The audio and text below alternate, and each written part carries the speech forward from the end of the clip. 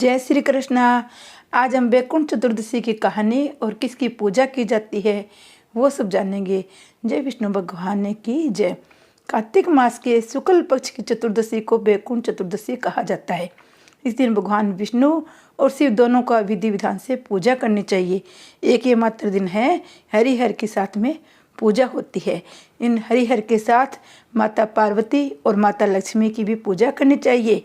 इससे इनकी कृपा की प्राप्ति होती है। जीवन में सभी तरह के सुख, समृद्धि, ऐश्वर्य की प्राप्ति होती है। सौभाग्य बना रहता है। इतना ही नहीं, जीवन की पूर्णता के बाद भगत को वैकुंठ धाम की प्राप्ति होती है। इस वर्ष ये तिथि 14 नवंबर को मनाई जाएगी। वैकुंठ चतुर्दशी की पुराणों में प्रमुख रूप से 3 कथाएं मिलती है, जिनके बारे में कहा जाता है कि इन्हें वैकुंठ चतुर्दशी के पढ़ने से 14,000 पाप कर्मों का दोष मिट जाता है। इस कथा सुनने से गंगा स्नान का पुण्य मिलता है, पूरे कार्तिक स्नान का पुण्य मिलता है। जय विष्णु भगवान की जय। जय हरिहर महादेव की जय। वैकुंठ चतुर्दशी की पुराने कथाओं के अनुसार एक बार की बात है, नारद जी पृथ्वी लोक से घूमकर वैकुंठ धाम पहुँचते हैं।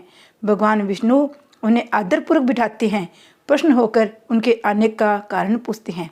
नारद जी कहते हैं, प्रभु, आपने अपना नाम कृपा निधान रखा है, इससे आपके जो प्रिय भगत है वही तर पाते हैं, जो सामान्य नर नारी है वे वंचित रह जाते हैं। इसलिए आप मुझे कोई ऐसा सरल मार्ग बताइए जिससे सामान्य भगत भी आपकी भक्ति करके मुक्ति पा सके। ये सुनकर भगवान विष्णु जी बोले, हे नारद, मेरी बात सुनो। कार्तिक शुक्ल पक्ष की चतुर्दशी को जो नर नारी व्रत का पालन करेंगे, श्रद्धा भक्ति से मेरी पूजा अर्चना करेंगे, उनके लिए स्वर्ग के द्वार साक्षात हमेशा के लिए खुले रहेंगे। इसके बाद विष्णु जी की जय जय को और विजय को बुलाते हैं। उन्हें कार्तिक चतुर्दशी को स्वर्ग के द्वार खुला रहने का आदेश देते हैं। भगवान विष्णु कहते हैं, इस दिन जो भी भक्त मेरा थोड़ा सा भी नाम लेकर पूजन करेगा वह वैकुंठ धाम को प्राप्त होगा। जय विष्णु भगवान की जय। इसी तरह दूसरी कथा भी है। कथाओं के अनुसार भगवान विष्णु देवाधिदेव महादेव का पूजन करने के लिए काशी आए। वह मणिकर्णिका घाट पर स्नान करके उन्होंने 1000 श्रवण कमल पुष्पों से भगवान शिव का पूजन करना चाहा, संकल्प करके बैठ गए। अभिषेक के बाद जब वे पूजन करने लगे तो शिव जी ने उनकी भक्ति की परीक्षा के उद्देश्य से एक कमल पुष्प कम कर दिया। भगवान श्री हरि को पूजन की पूर्ति के लिए 1000 कमल पुष्प चढ़ाने थे। एक पुष्प की कमी देखकर उन्होंने सोचा, मेरी आंख भी तो कमल के ही समान है, मुझे कमल नयन पुंडरीकाक्ष कहा जाता है। यह विचार करके भगवान विष्णु अपनी कमल समान आंखें चढ़ाने को प्रस्तुत हुए।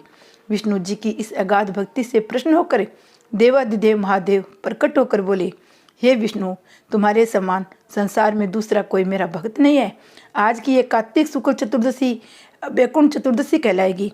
इस दिन व्रत पूर्वक जो पहले आपका पूजन करेंगे उसे वैकुंठ लोक की प्राप्ति होगी। भगवान शिव ने इस वैकुंठ चतुर्दशी को करोड़ों सूर्यों की कांति के समान वाला सुदर्शन चक्र विष्णु जी को प्रदान किया। शिव जी था विष्णु जी कहते हैं, इस दिन स्वर्ग के द्वार खुले रहते हैं। मृत्यु लोक में रहने वाला कोई भी व्यक्ति इस व्रत को करता है, वह अपना स्थान वैकुंठ धाम में सुनिश्चित कर लेता है। जय हरिहर महादेव की जय। वैकुंठ चतुर्दशी का दिन ऐसा है जो भगवान शिव और विष्णु की एक साथ पूजा की जाती है। तीसरी कथा।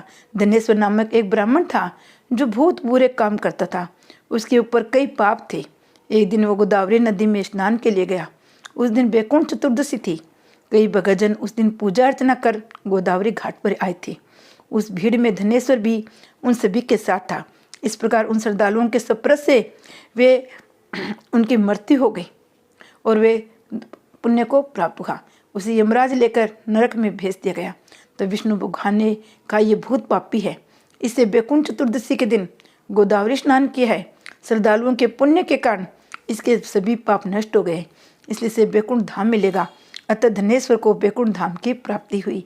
जैसी धनेश्वर को वैकुंठ धाम की प्राप्ति हुई वैसी सबको होना। जय विष्णु भगवान की जय। इसी तरह ये प्रचलित कथाएं हमने सुनी है। इसी तरह हम एक कहानी भी बताएंगे। एक बुढ़िया थी, उसकी एक बछड़ी थी, उसका नाम उर्नी कपूर्णी थी।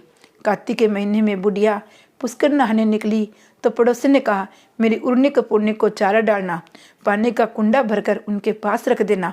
पड़ोसन रोज चारा डालती, पानी का कुंडा भरकर रख देती। एक दिन पड़ोसन को ध्यान नहीं रहा, उर्नी कपूर्नी को कुछ नहीं मिला। वो भूखे मरती पानी के कुंडे में गिर पड़ी। गिरते ही उसका स्नान हो गया। भूख मरने के वास्ते वह मर गई। उस दिन बैकुंठ चौदस थी और वह बैकुंठ में गई। बुढ़िया पुष्कर नहाकर आ गई।